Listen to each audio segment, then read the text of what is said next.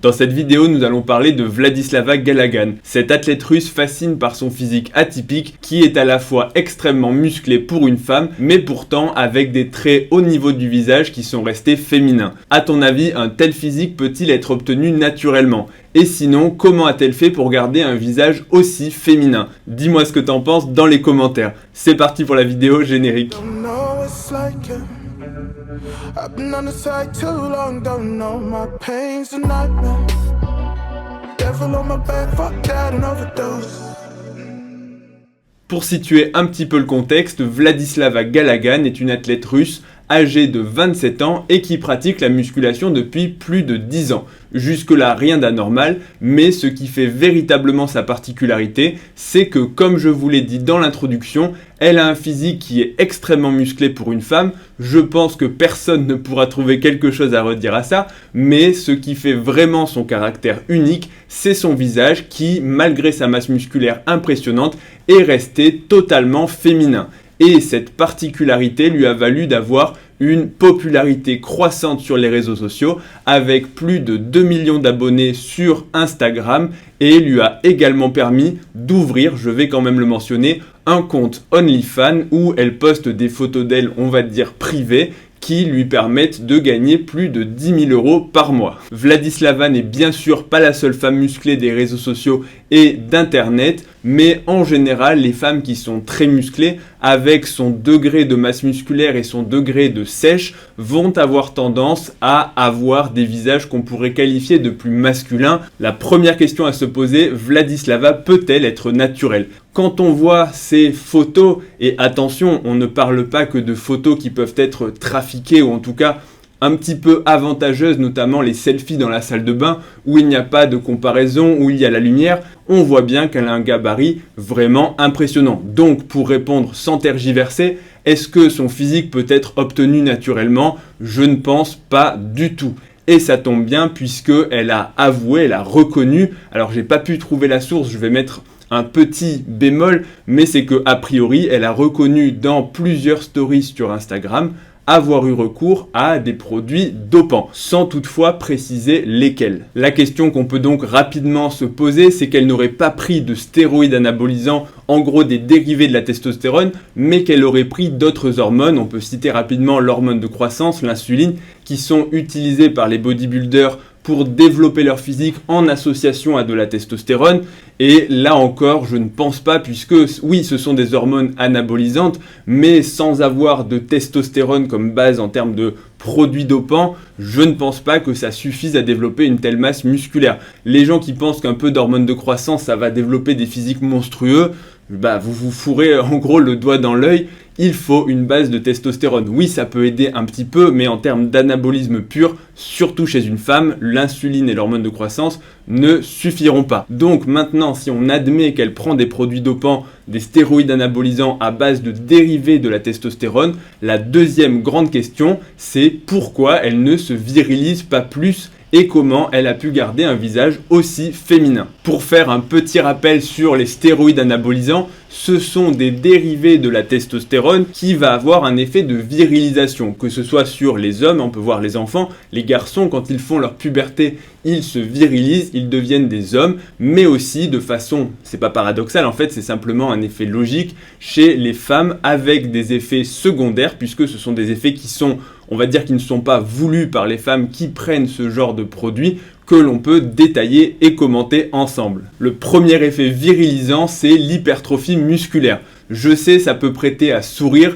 mais je suis obligé d'en parler. L'hypertrophie musculaire, c'est-à-dire le fait de développer ses muscles et d'avoir de gros muscles chez une femme, est considéré comme un signe de virilisation dans toutes les études scientifiques que j'ai pu trouver. Donc je sais que ça va faire débat et je vais vous demander d'ailleurs ce que vous en pensez. Est-ce que le fait d'avoir un corps pour une femme musclé, sans forcément aller jusqu'au corps de Vladislava, qui est peut-être un petit peu extrême, encore que ça va dépendre des goûts, pour vous c'est considéré comme un signe de virilisation? Je vous laisse dans les commentaires, mais attention, ne vous battez pas. Le deuxième effet virilisant, c'est le développement des poils. On appelle ça l'hirsutisme, puisque la testostérone et ses dérivés vont stimuler tout ce qui va être tissu et glandes et follicules pileux, c'est-à-dire développer les poils. Donc on va avoir des femmes qui vont avoir une pilosité qui va être accrue, à la fois sur les zones normales. Alors attention, je sais, on va me dire, il n'y a pas de zone normale ou anormale. On va dire les zones classiques chez les femmes, c'est-à-dire les jambes, les cuisses, le pubis, où il y a naturellement des poils et parfois des poils qui sont déjà épais, comme au niveau du pubis. Donc les poils vont être plus épais, notamment pour les filles qui auraient par exemple simplement un duvet au niveau des cuisses. Ce duvet peut s'épaissir et devenir de vrais poils, en gros des poils qui vont être plus rigides, plus drus, plus foncés par exemple, mais aussi le développement de poils dans des zones qui n'en avaient pas. On peut donc voir une apparition de moustache, une apparition parfois de barbe, ou en tout cas d'un duvet qui va être là aussi plus épais. Parfois l'apparition également de poils au niveau des pectoraux, alors chez les femmes on va dire plutôt au niveau du décolleté, excusez-moi je suis un petit peu perturbé par cette vidéo, au niveau du ventre, bref l'hirsutisme peut être variable selon les femmes, mais c'est véritablement quelque chose qui va être le plus souvent problématique. Mais pour le cas de Vladislava, on ne voit aucun poil. Alors je sais ce que vous allez me dire et je l'avais déjà deviné avant. Aujourd'hui, on peut avoir recours bien évidemment à des techniques pour masquer les poils, notamment l'épilation. Donc le fait qu'on ne voit pas de poils sur ces photos ne veut pas dire qu'elle n'a pas un hirsutisme. Le troisième effet virilisant, c'est la modification de la voix. Là encore, la prise de produits dopants à base de testostérone, de la même façon que les garçons qui vont faire leur puberté vont avoir la voix qui va muer, et devenir une voix d'homme beaucoup plus grave et en général un peu plus rocailleuse, rock, c'est la même chose pour les femmes. Le fait de prendre de la testostérone et tous ses dérivés va avoir des modifications au niveau de la voix, puisque tout simplement il va y avoir une action directe de la testostérone sur les tissus qui vont produire la voix, et notamment les cordes vocales qui vont s'épaissir par le biais de la testostérone, et plus les cordes vocales sont épaisses et plus elles vont vibrer à une fréquence qui sera basse, ce qui va faire une voix plus grave. Et la deuxième chose, c'est qu'il y a aussi des muscles qui font bouger les cordes vocales, notamment des muscles au niveau du larynx. Et si vous prenez de la testostérone, c'est anabolisant et donc ça va muscler là aussi tous les muscles, ce qui va là aussi conduire à la modification de la voix. Donc en général, les femmes qui prennent de la testostérone vont avoir la voix qui va changer. Alors bien sûr, on n'est pas sur une puberté d'un homme, il y a aussi des gros facteurs génétiques, mais parfois on voit des femmes, des bodybuildeuses, ou des fois il y a des femmes aussi qui ont, attention, des voix naturellement graves sans qu'il y ait prise de produits dopants, ça dépend aussi de beaucoup d'autres choses. Si vous prenez une fumeuse, à terme, la voix va devenir beaucoup plus grave et beaucoup plus rock. Pour revenir maintenant à Vladislava, il est vrai qu'elle n'a pas une voix qui est spécialement grave. My first recipe for you guys. I hope you will manage. Okay? Mais simplement en écoutant sa voix, je ne sais pas ce que vous en pensez, mais personnellement je me dis pas que c'est une voix d'homme. Le quatrième effet virilisant, c'est la modification des organes sexuels. Je sais, vous l'attendiez, c'est que les produits dopants chez une femme à base de testostérone peuvent faire augmenter la taille du clitoris, puisque le clitoris est un tissu qui va répondre aux androgènes et qui peut grossir pour se transformer. Alors, il peut, on va dire, grossir de façon variable.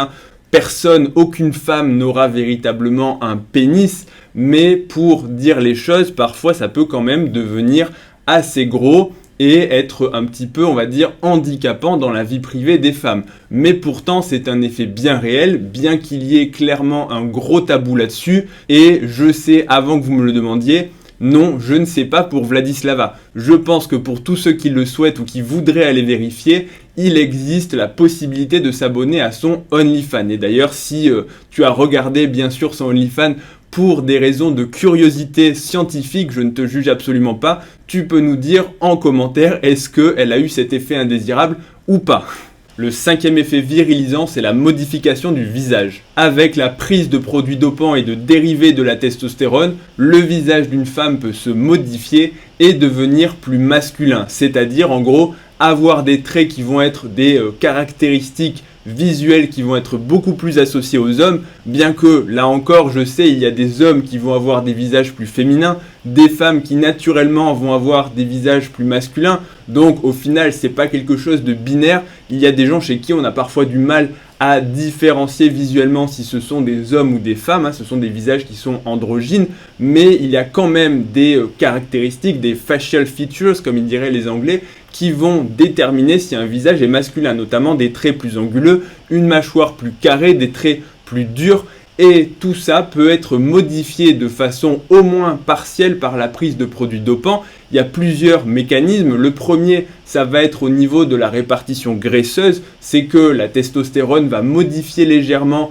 la répartition de gras au niveau du visage pour accentuer les traits et de façon un peu en gros plus marquée, plus saillante.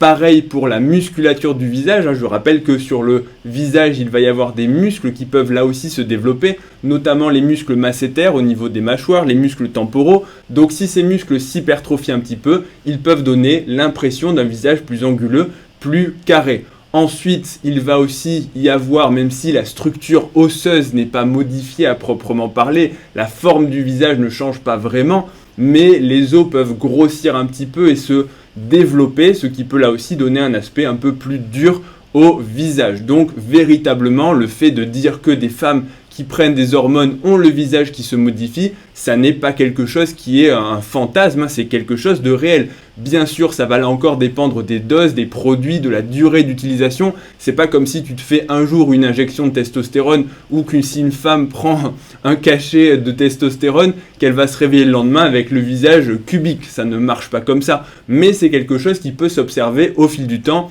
Et je pense qu'il y a des athlètes, je ne vais pas les citer, mais qui ont le visage qui s'est clairement modifié après plusieurs années de pratique du bodybuilding de façon non naturelle. Enfin, il y a deux autres points que je souhaiterais aborder. Ce ne sont pas des traits de virilisation à proprement parler, mais je pense que pour les femmes qui regardent la vidéo, c'est quand même très important de le rappeler. Les stéroïdes anabolisants, la testostérone, etc., cela va complètement perturber votre cycle menstruel et peut causer des soucis à ce niveau-là, que ce soit l'absence de règles, des saignements, une dérégulation, bref, c'est quelque chose qui peut perturber de façon parfois assez durable. Donc il faut vraiment pas le prendre à la légère. Et l'autre chose, c'est très difficile de le quantifier, mais c'est les modifications psychologiques. Là encore, ça peut altérer le fonctionnement psychologique, l'humeur, etc. Alors pour Vladislava, je sais pas, je la connais pas, on ne la voit qu'en vidéo, donc c'est impossible de juger, mais il n'est là encore pas exclu qu'elle ait ce type de modification, bien que ça ne se voit pas. Maintenant, pour répondre enfin à la question qui est posée depuis le début de la vidéo, comment a-t-elle fait pour garder un visage féminin, pour ne pas avoir la voix rock? Et pour y répondre, je vais tout simplement vous dire qu'il existe plusieurs facteurs à mon sens et je pense qu'on peut en citer 4. Le premier facteur, ça va être la génétique. Tout d'abord, la génétique pour prendre du muscle. Il y a, comme je vous l'ai dit en début de vidéo, des femmes qui naturellement vont être plus musclées que d'autres. Tout ça pour dire que si Vladislava avait de base une bonne génétique pour prendre du muscle, elle va pouvoir, en se dopant relativement peu, développer sa masse musculaire et son physique. La deuxième partie, toujours dans la génétique, c'est la génétique de réponse aux produits. Et il faut être clair là-dessus, tout le monde ne répond pas pareil. Comme chez les hommes, il y a des hommes qui vont prendre des grosses doses de produits, voire même parfois des petites, et qui vont avoir tous les effets indésirables, les problèmes au niveau du foie, l'acné, la calvitie, l'hirsutisme, parce que pareil, hein, les poils peuvent se développer chez les mecs, et ne prendre que très peu de muscles. Là encore, la génétique va forcément jouer. La deuxième chose, c'est le type de produit. Il y a beaucoup de molécules différentes parmi les stéroïdes et toutes ne vont pas avoir le même taux, le même potentiel de virilisation. Et notamment, on peut citer l'Anavar qui est très utilisé chez les femmes parce que c'est celui qui va le moins viriliser. Donc, pour peu qu'elles prennent de l'Anavar et qu'elles en prennent, c'est le troisième point, à petite dose, parce que là encore, hein, c'est dose dépendant, et si vous en prenez à très grosse dose, vous aurez forcément plus d'effets virilisants. Donc si elle prend une molécule adaptée, entre guillemets, hein, parce que, attention, il y a quand même des filles sous Anavar qui se virilisent pas mal, mais on va dire que c'est moins violent, moins virilisant que de prendre par exemple de la Trimbolone, ou encore, bref, je ne vais pas rentrer dans les détails. Et le quatrième point, c'est attention, ne vous faites pas avoir, il peut y avoir pas mal de retouches, entre guillemets, j'ai pas de meilleur mot, mais que ce soit par le maquillage, l'épilation, comme je l'ai dit avant, ou le comblement de certains petits défauts, pour justement paraître plus féminin. Tout ça, c'est parfois des artifices et il faut se méfier de ce qu'on voit sur les réseaux sociaux et sur des photos qui ont été prises, retouchées, publiées par la personne. Et on va conclure là-dessus. Attention, parce que le cas de Vladislava est une exception. Ce n'est pas parce que, pour les femmes qui regarderaient la vidéo, attention, les produits dopants vont le plus probablement avoir des effets indésirables, vous viriliser même au moins un petit peu, et ce n'est pas forcément quelque chose de réversible. Certaines choses peuvent diminuer, mais d'autres vont être modifiées à tout jamais. Par exemple, la voix, une fois que tes cordes vocales sont épaissies et que tu as une voix rauque, une voix grave, c'est trop tard. Il n'y a plus de façon ensuite de revenir à une voix plus féminine. Voilà pour cette vidéo, j'espère qu'elle aura répondu aux questions, parce que j'ai reçu plusieurs fois des demandes sur le cas Vladislava. Comment peut-elle rester aussi féminine tout en étant aussi musclée? J'espère que la vidéo vous aura plu. Si c'est le cas, un pouce bleu qui va annuler les effets de la virilisation chez les femmes et qui va rendre les hommes encore plus alpha et virils pour ressembler jusqu'à un giga tchad. Retrouvez-moi sur Instagram ledoc.pm, sur TikTok aussi, et je vous dis à bientôt pour la prochaine vidéo. Salut à tous.